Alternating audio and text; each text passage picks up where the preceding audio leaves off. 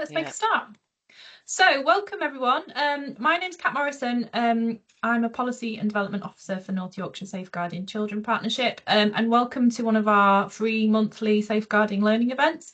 We're thrilled today to have Lynn Webster come along and join us. She's taking over our hour, and she's going to be looking at reducing parental conflict. So we're really looking forward to a really informative session over your lunch break. As always, just to kind of go over some of the housekeeping, I've mentioned this before, please be aware of kind of any background noises. So we will ask you to mute your microphones and turn your cameras off. It does just help with the recording. And if you do have any questions, if you feel able and comfortable to, you're more than welcome to kind of put your hand up or say something. There will be time for question and answers. I'm always aware that some people don't like to ask questions when there's a recording, so I will always stop the recording at the end. And there's a time for people to ask some of those questions away from the session being recorded. In terms of accessing the presentation, as soon as I get the tech side sorted, we get the video edited and uploaded onto our YouTube site, and we will kind of make sure the link's shared with you as well, so you can share it with your teams, you can access it at another time. Don't forget to like and subscribe, and then you'll get a little ping or a notification on your phone to let you know when we've put a new one on. And then, as I've said, once I've got I'll mark the attendance off with NYES. As I've said, having your names in the chat makes it so much easier, because sometimes they're hard to marry up in terms of, we'll get like head teacher or something like that, and I can't quite marry up the names. So please pop your names in the chat. And once I've done that, you will be asked to complete a post-course questionnaire. And once you've sent that back to us, you'll obtain your certificate of attendance. So that is it for me. I'm going to stop sharing now, and I'm going to hand over to Lynn to share her slides. But thank you very much for joining us, Lynn. Over to you. Hello there. Just give me a couple of minutes to put my PowerPoint up. Absolutely. And then we can get going. Looking forward to presenting today. Oh, okay. Not going to come up. Don't worry. What we can do, if it's easier, Lynn, is I can pop it back on, and then you can just have it on your screen, and you've got your own notes then. Just tell me when to see the next slide. Absolutely. Yeah. Let's go with that. Yeah, let's go with that. Okay, just a second. Technology, eh? Oh, we love it. Always a letdown, isn't it? There we go. Let's put it up there. So if I go there. Happy with that? Everybody see? Does it come up, Lynn? I'm just trying to get my presentation up. I've just realised I've done the not presented with sound, so I will do it again. We will get it right today, I promise. Not going well, this, is it? I blame the weather. Yeah. I'm just going to go with what you've got. I think that's probably the easiest thing. Thank you. There we go. Right, there you go. Over to you, Lynn. Okay, so, well, thank you for attending this afternoon and joining me in this lunch and learn session. So, as we've already established, I'm Lynn Webster. I'm the North Yorkshire's Reducing Parental Conflict lead. So I'm just going to give you a little bit of background about myself just for a couple of minutes, since that I've been working within children's social care for the last 25 years for my sins. I've been a family mediator for the last 8.5 years. And I've mostly done my mediation work within family group conferencing, dealing with families that are in conflict over one thing or another, and bringing together sort of safety plans for them, and also working with separated parents in mediation.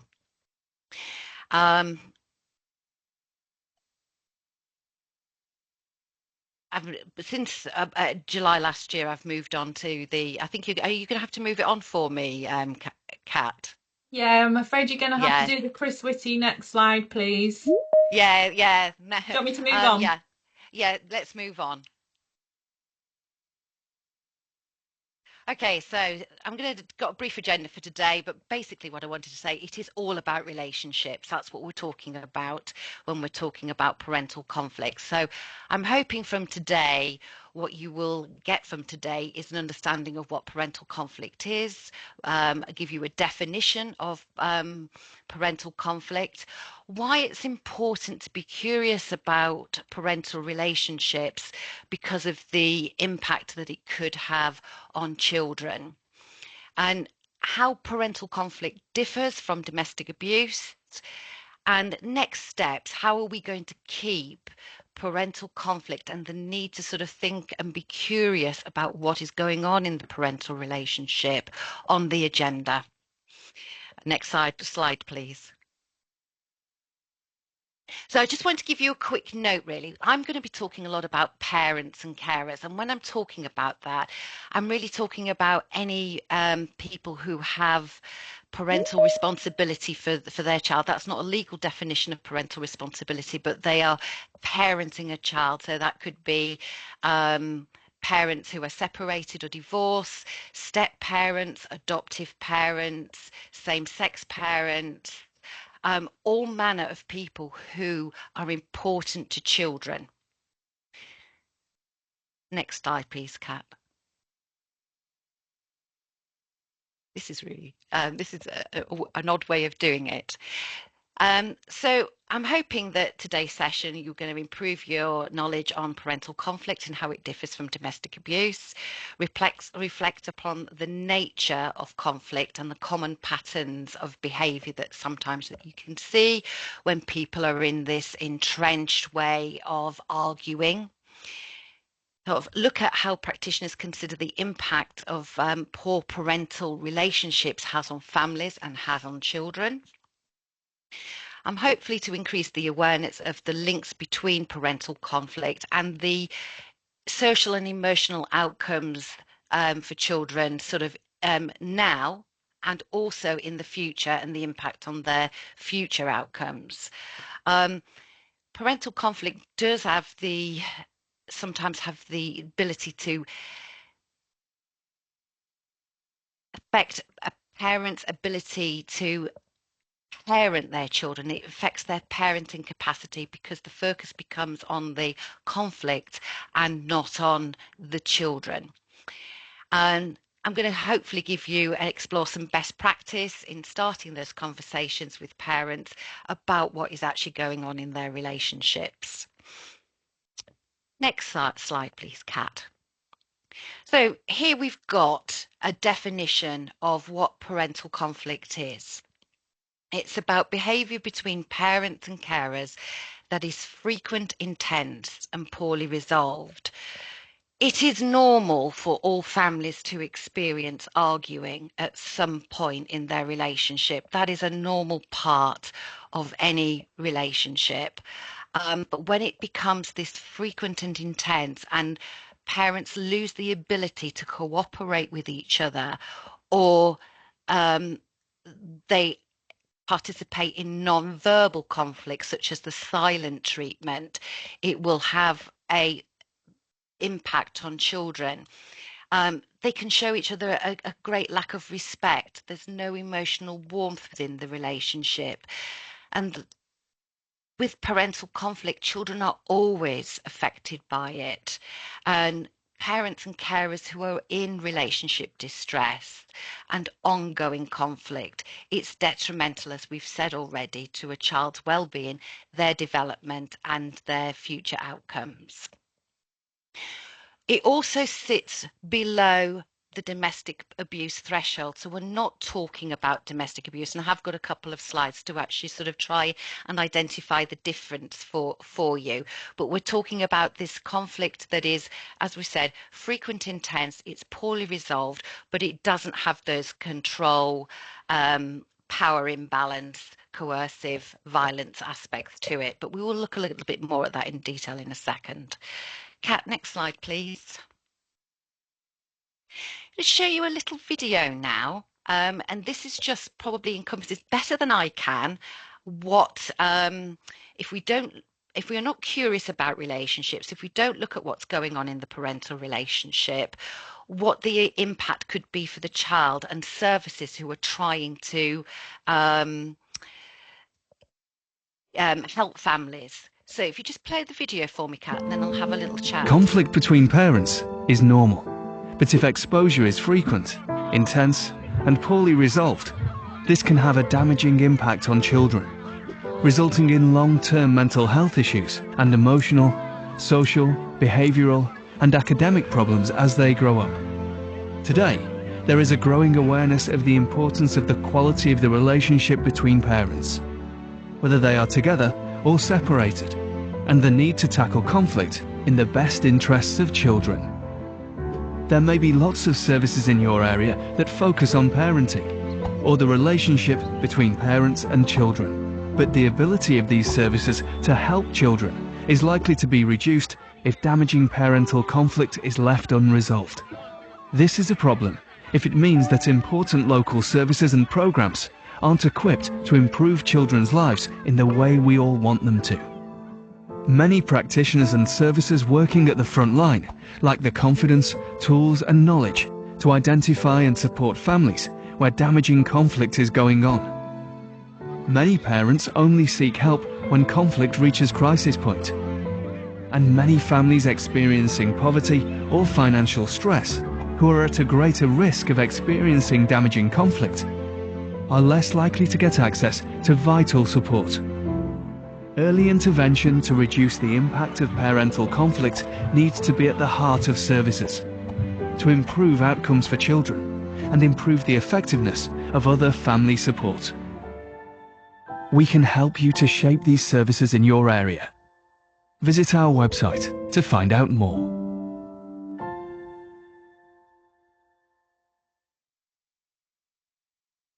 Thank you. It would be really nice if you feel able to put some comments or reflections on that video in the chat so we can just have a little bit of feedback. I think the video depicts really well how difficult it is if we don't look and are not curious about what is going on in the parental relationship. How services don't actually manage to be able to support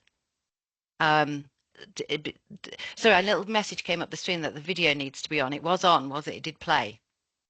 Yeah, I think the comment is more, I'm assuming it means it needs to be on TV like an advert, like people need to, a lot more people need to see it. Oh, right. Okay. Okay, thank you. Right. Is there any more comments in the chat around the video? Because I think it does.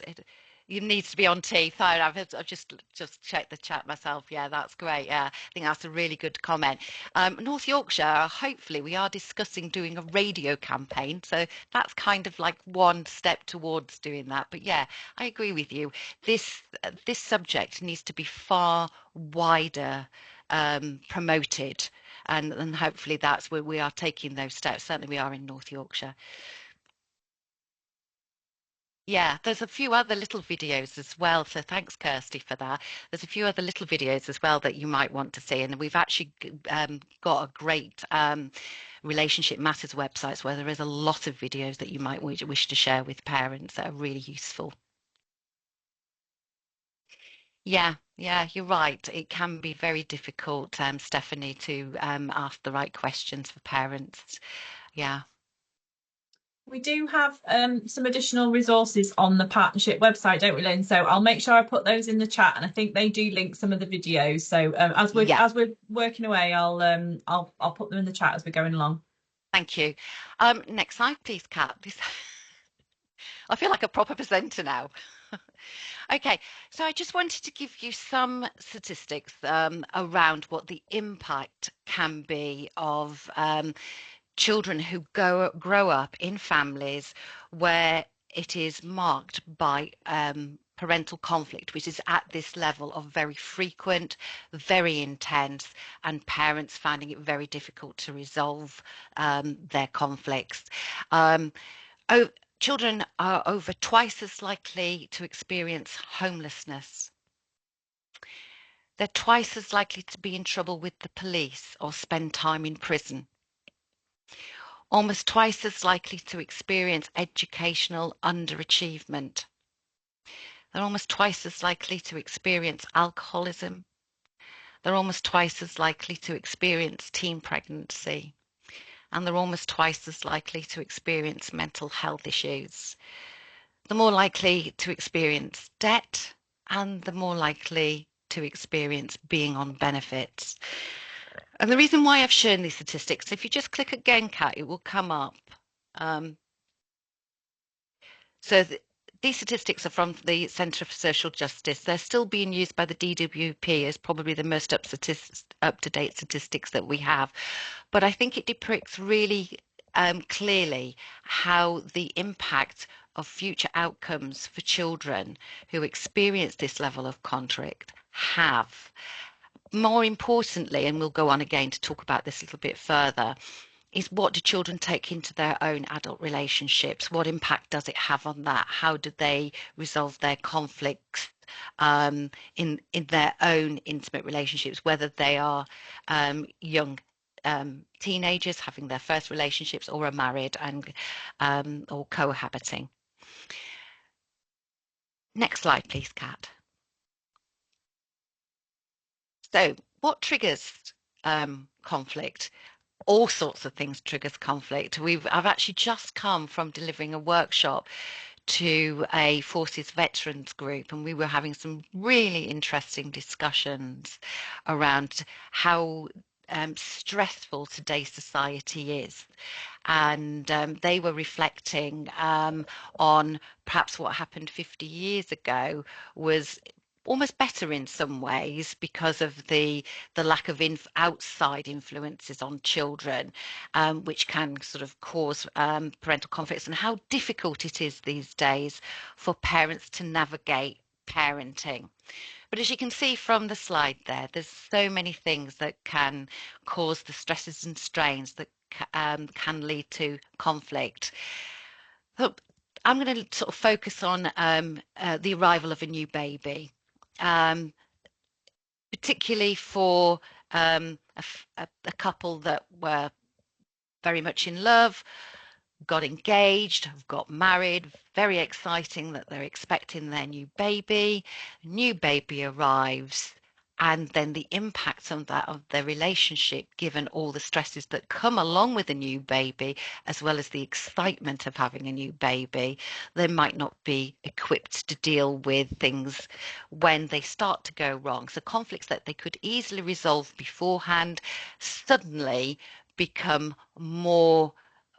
bigger, more important, and the focus becomes on perhaps one parent doing something that the other parent feels that they shouldn't do, or another parent feeling that the other partner isn't perhaps helping enough, and that causes all sorts of difficulties, along with all the other stresses and strains that we always have in life of the social media, friends, different parenting styles of older children, money, families, poor health conditions, perhaps poor mental health as well as poor physical health, wanted to go and do different activities, intimate relationships, of course, and then obviously the other sort of more difficult subjects like gambling or substance misuse.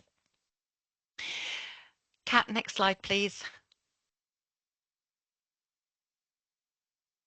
So this is the intimate relationship continuum, and it sort of starts off with sort of like looking at relationships that are respectful, equal, and cooperative, and they're happy. And the situation in that relationship is that, as we've said before, there's tricky bits in all relationships, and you're going to have fallout. But the children who experience a relationship between their parents or carers that is respectful and equal, they're going to experience they're going to have a happy experience. They're going to see conflicts that are resolved in a constructive manner, and arguments are characterized by mutual respect and emotional control. Not all the time, though, because it's not normal to respond like that all of the time, but that's generally what it is. Then we move into the mostly respectful, mostly equal, mostly cooperative, but they're starting to experiencing some difficulties. And children are starting to be affected by this because they can see that there's difficulties between their parents. And then we start to move in what we're kind of looking at the start of when we start to see parental conflict. That conflict is non-communicative and it's non-violent. The conflict is frequent, it's intense, it's poorly resolved, and parents emotionally unavailable to their partner and to their children. So they start to see that because of the impact of the conflict and the feelings that that has, we start to see that this is where children become effective. I've worked with many families in the past where I have been brought in as a mediator to try and help parents pull together a parenting plan that will help them parent their children effectively. One of the things that is sometimes said to me is that actually our children aren't aware that we don't get on, our children aren't aware of the conflict. And I will speak as part of the work that I did with families. I will speak to the children, and they are often fully aware of what is going on and will be able to tell me about how it feels to be in that family when they're experiencing conflict. Then we start to move on to this blurred area that we obviously sort of start to work with day-to-day unresolved and unresolvable conflict, no consistent pattern of victim or abuser. The children are adversely affected and the children may show signs of distress and their mental health and behaviour may be being affected. And this is sometimes when we will start to see referrals into early help or perhaps social care because of the child behaving in a way that the parents are finding that they can't cope with. If we go back and think about the statistics, perhaps they are running away from home, or perhaps they are in school and not behaving in the way that the school or the parents need them to behave. And we get brought in to look at what's going on with the child. And actually, that's when we can start to see that actually there is a conflict between parents that could be impacting. And then we start to sort of go towards the controlling abusive behaviour, the coercive control and the physical harm that comes along with domestic abuse. So what we need to be thinking about is what are we actually dealing with? Are we actually dealing with parental conflict, or are we dealing with domestic abuse? And that can be a very tricky area for our practitioners as well as people in sort of schools, early years settings that might be seeing what's going on and wondering what is actually going on between these parents. Can I have the next slide, please, Kat? So to make it quite simple, we kind of look at parental conflict is conflict, obviously, again, that we've said already, that is conflict that is frequent, intense and poorly resolved. There is a lack of open communication and topics of conflict are frequently revisited. There is no physical violence and there's no significant power imbalance between parents. What I would say is parental conflict is about an issue. It's usually about one of the triggers that we looked at earlier about whether it's money, whether it's a parenting styles, whether it's health issues are impacting on parents' ability to be able to resolve conflict constructively. Domestic abuse is different in that there is a power imbalance. Um, the non-abusive parent is likely to be fearful of their partner or ex-partner.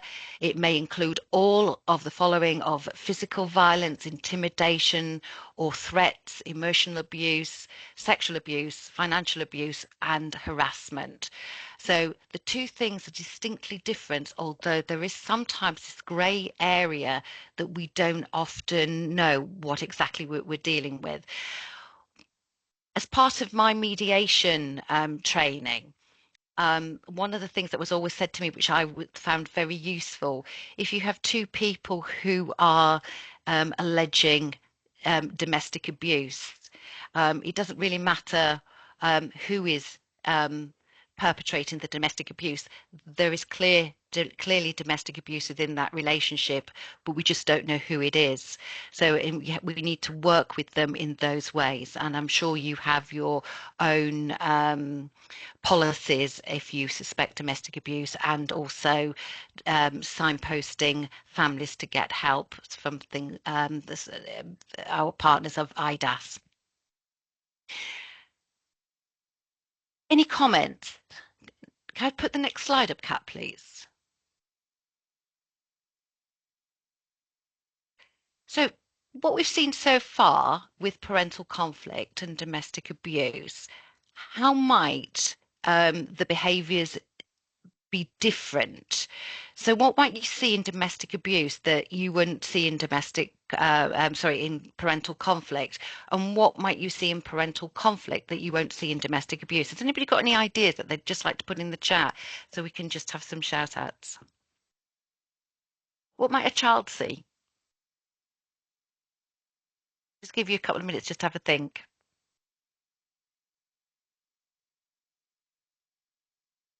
Is anybody typing?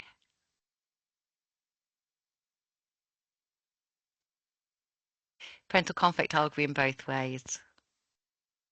Yeah, physical contact in domestic abuse. Yeah. Any other comments? Yeah, police involvement, because there's been an incident that's warranted being called the police. Yeah. Okay. Anything else? Wide range of emotions. Yeah. Thanks, Natalie. Yeah. Yeah. Tense all the time. Yeah. Yeah, they do, don't you? If you're actually constantly in conflict with somebody, it does make you feel that it's tense, isn't it? That you're walking on eggshells. You don't want to upset them. A change in play for children.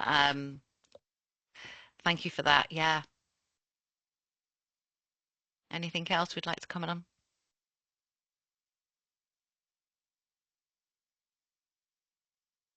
Yeah, confusion about where a child will be, uncertainty, inconsistent. Yes, inconsistency and uncertainty.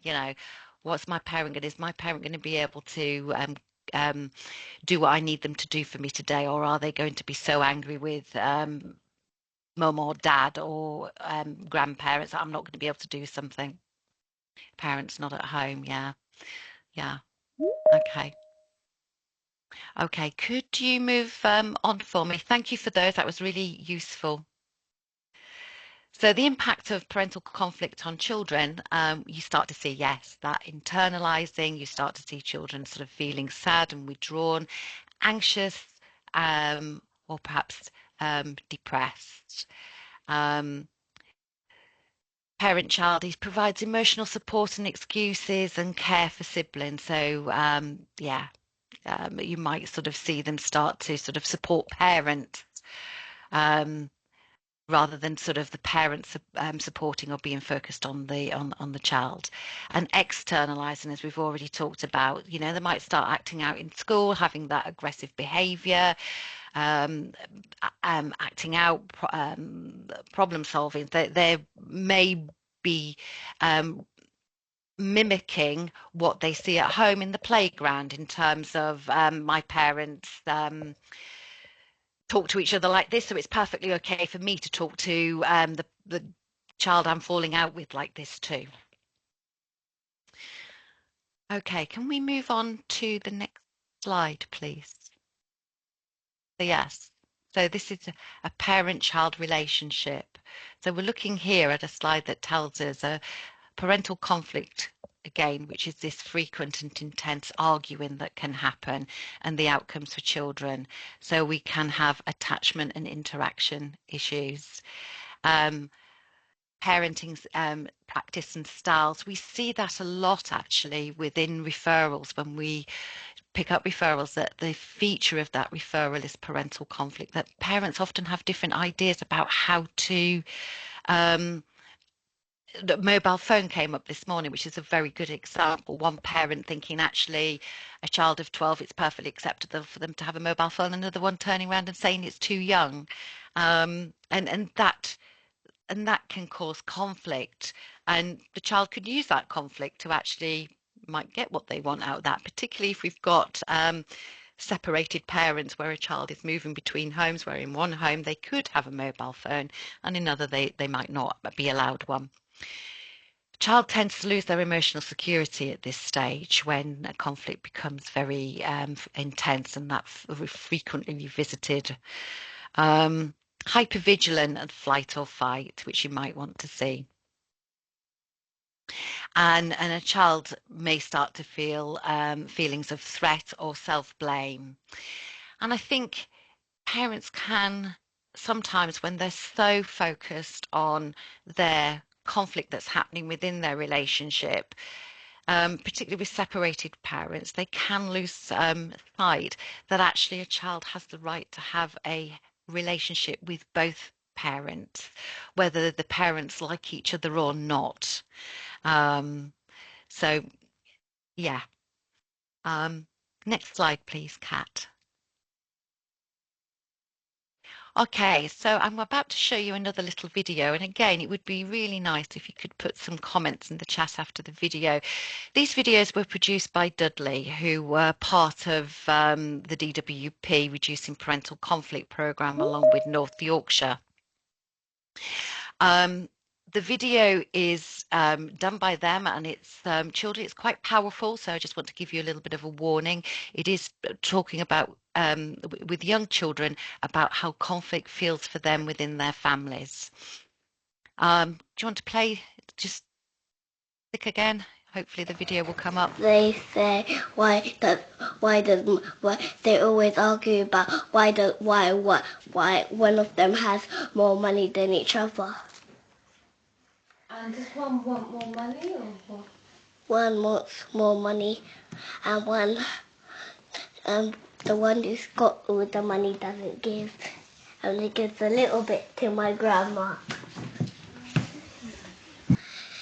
Well, once they were shouting, and it was really loud, and that our road is really long, and we were on one side having a walk, and then they started having an argument, and then they started shouting, and the people from the other side of the street could hear it. They were so loud. They were arguing in the kitchen, and I went in the front room and I sat on my dad's chair, and I was all curled up crying because I was upset. Sometimes it's not very good because they shout all day, and really I can't do my homework at school from St. Peter's on a Chain, and I can't do anything because they're shouting. Well, I just feel inside like a frost is coming inside, and everything's going wrong in the world. And then when they make up, it feels like it's all coming back, and all the summer's coming back. If you're all, of course, arguing all the time, the children might get it in their minds and start doing it at school and doing it to their friends, and then have no friends. And then when they grow up and get married, they might start doing it thinking, this is what my mum and dad did, why don't I do it? Or if, say, the mum and dad argue, they split up, the child would think, well, that's the first idea, I'll split up then with my husband when I'm older.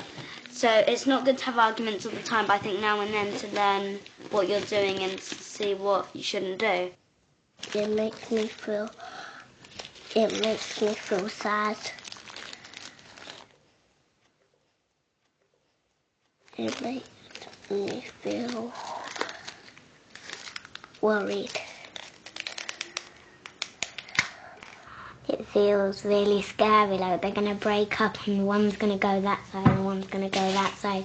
So I don't know who to choose to go with, because I love both of them very much. So I don't really like them shouting. It scares me a lot. Crying this.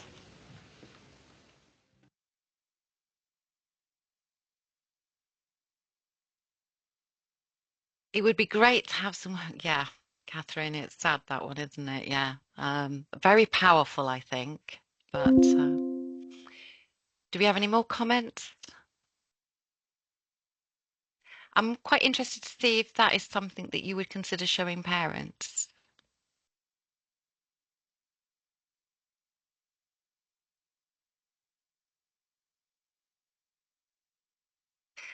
I particularly not like is the wrong word. Yes, no, yeah, I think that like the frost is coming. That's exactly what I was going to say, Stephanie. The little girl who describes that frost is coming because of what's going on, and that actually how she feels that summer's coming back when her parents make up and things are better. Yeah, it is. It's quite a powerful video in a lot of ways.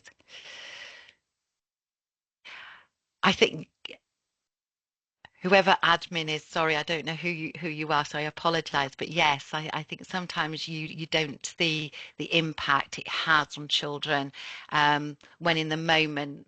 And this video would make you think. I absolutely wholeheartedly agree with that, because the number of times when parents believe that they keep their conflict from their children, and most parents will want to be protected of their children and keep them out of and out of any conflict. But actually, if you're living in a house where there is conflict, and children are the masters at reading body language, and they will know there is something going on that is quite serious.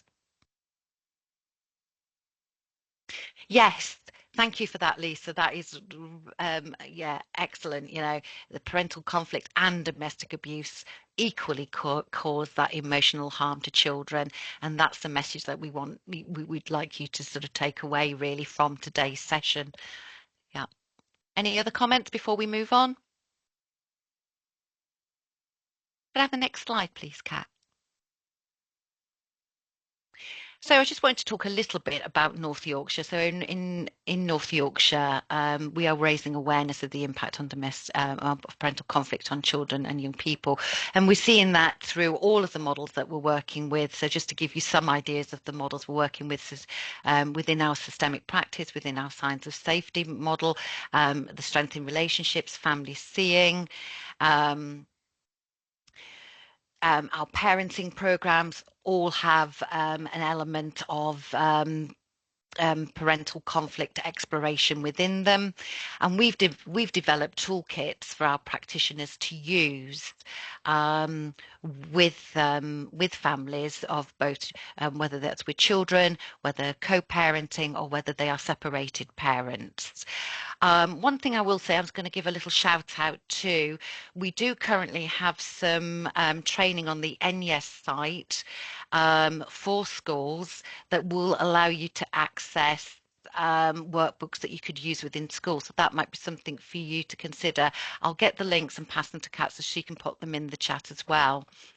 But just to let you know that we are weaving this through the whole of children's social care within North Yorkshire. Next slide, please, Kat.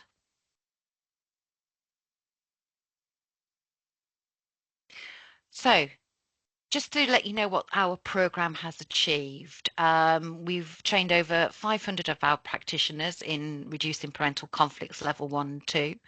We've created relationship champions within our social care teams, and they are trained in a specific program called Parenting Apart. And that program is to help couples, parents who are really struggling with their relationships and putting the children at the center of their thinking and their planning about what family time might look like for their children. So we've got 18 who are trained in this program, and it's proving to be very successful. We have developed earlier in the presentation, there was a question in the chat about how to start those conversations. And North Yorkshire have developed 5 key questions which we've adopted, and it's now actually standard part of the early help assessment. So we ask those questions at the start.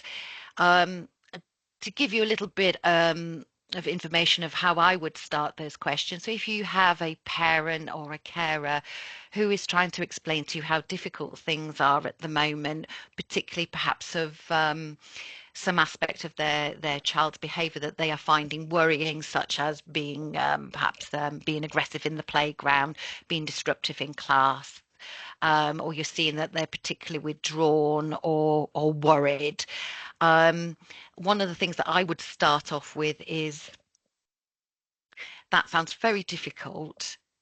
How are you working together as parents on this situation? Are you able to do that? Are you able to sort of think and look at ways in which you can work together to support your child? And that will often open up that conversation of, actually, we know we're finding this really difficult, we don't really talk about it, and that can then lead you on to having further discussions with what is actually going on, being curious about those relationships, and then hopefully at the end of the presentation you'll be able to signpost them to some further help and guidance that they might want to seek. Or obviously you could always encourage a referral into the early help service too. Next slide please, Kat. So parental conflict resources, I highly recommend, if you wouldn't mind put it in the chat for me, Kat, the homepage of the Relationships Matters website. If you go and have a look at there is a lot of videos that you could use to sit down with parents, a lot of tools on there that can be used by parents themselves, or you might want to sort of have a chat with parents about some of the information that's on that site. I would go and explore what is on there. It's a consortium of 13 local authorities that have come together, that have built the website. North Yorkshire is one of those. And as I said, it's really useful for accessing some of the videos that I've shown today. I highly recommend the See It Differently website.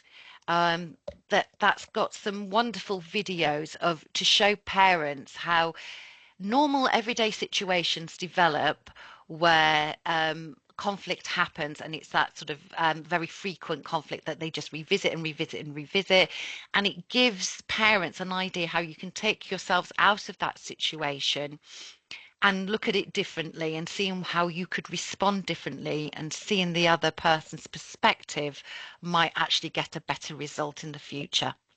So I highly recommend that one.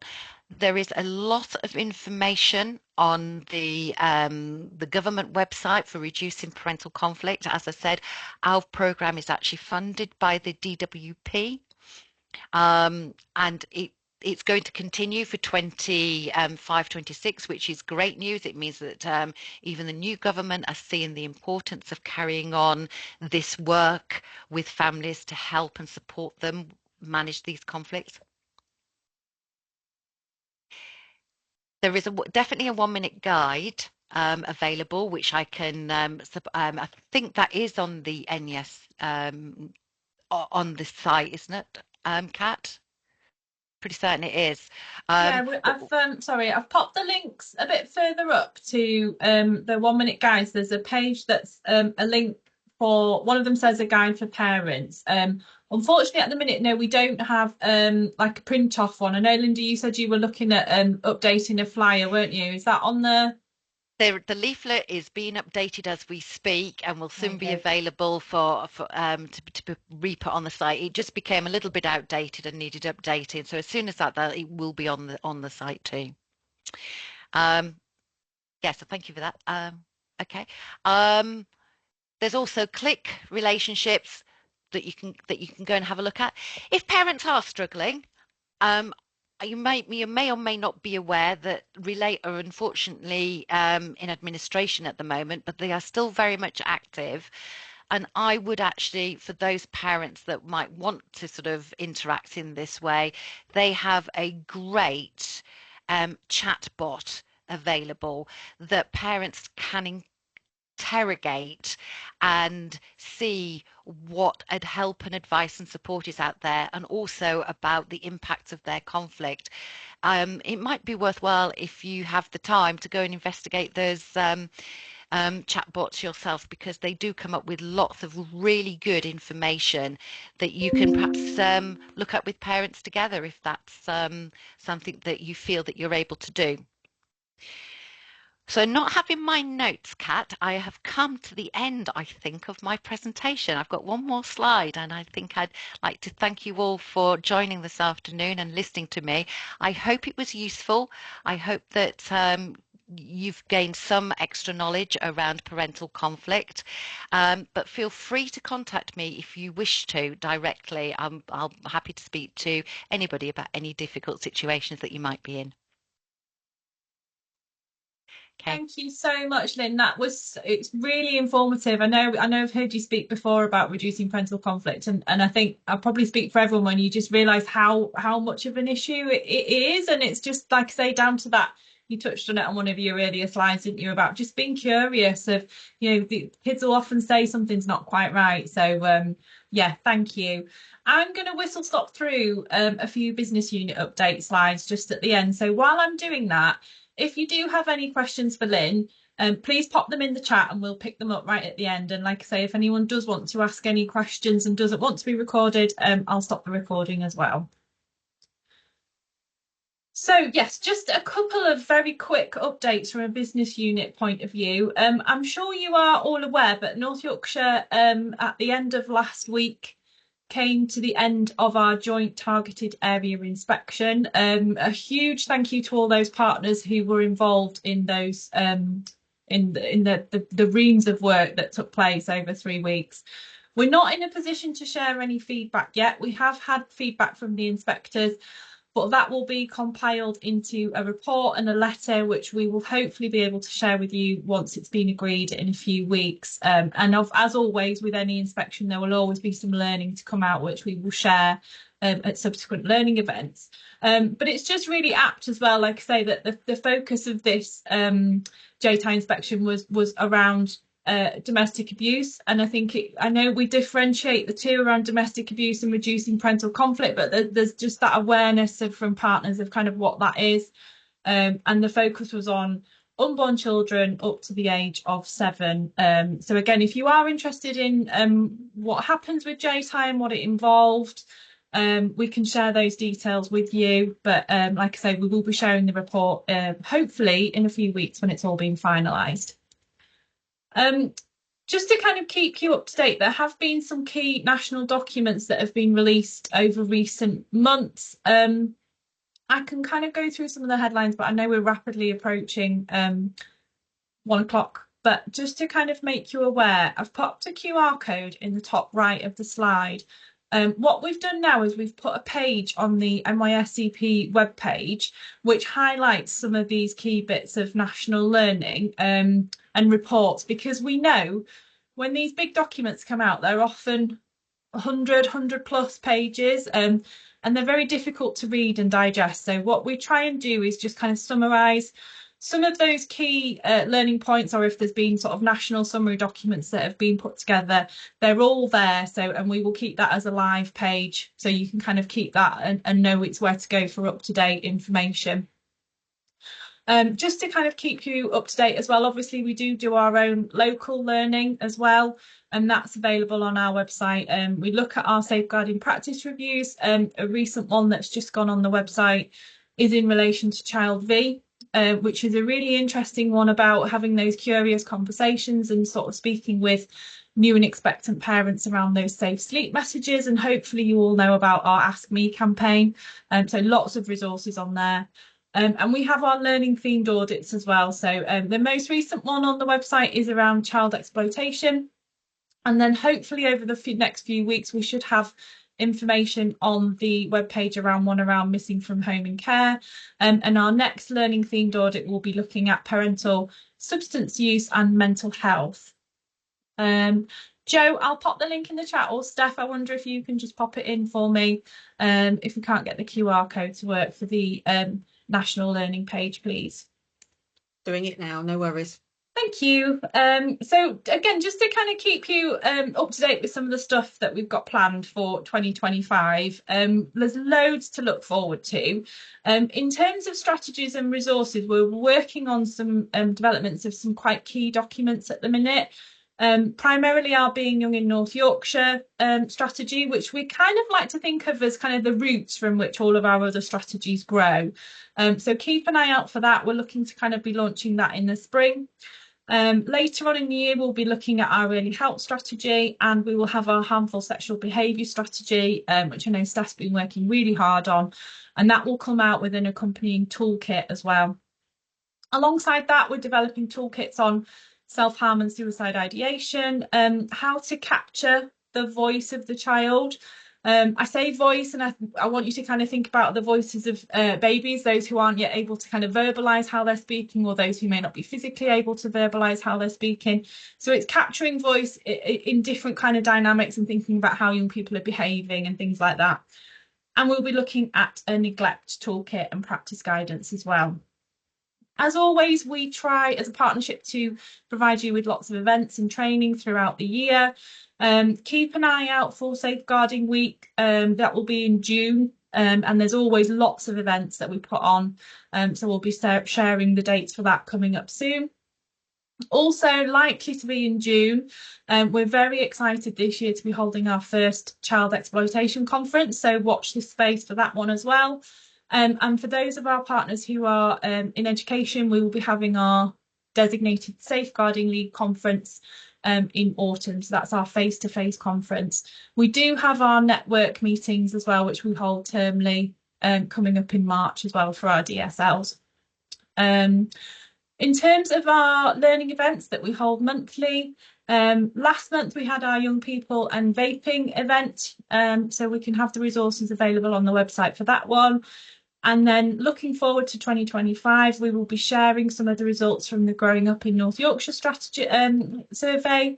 We will be launching learning events looking specifically at our strategies and our toolkits.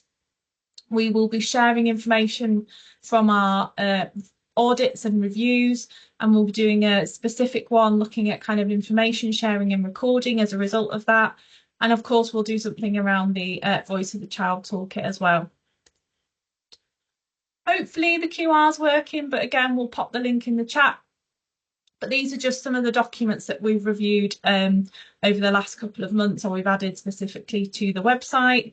And just a reminder that we do have TriX as well on the website, which is a national resource which has additional policies and practice guidance. A really key one for me is we have our practitioner forum, which is becoming a really well-established group now. We've been running since the autumn, and it's just an opportunity to kind of gain from the wealth of knowledge and experience of frontline practitioners. So we meet every 6 weeks roughly for an hour over Teams, and we kind of look at some of those key things in terms of how we can make partnership working more impactful for frontline practitioners. But it is a frontline practitioner forum, so it's down to kind of frontline practitioners to set the agenda, what they want to talk about, and as a business unit we just kind of support and facilitate that. So if you are interested in attending, either pop your name in the chat and I'll drop you an email with the link, or you can email at nyscp@northyorks.gov.uk. If you do want to attend, we do know that partners are very busy, so there's no kind of commitment that you have to come every 6 weeks. It's just the ones that you are able to attend. But if you're in part of that mailing list, we can send you the links and what we're going to be looking at. And then final slide from me, as always, these are our key links, so you can keep in touch with us.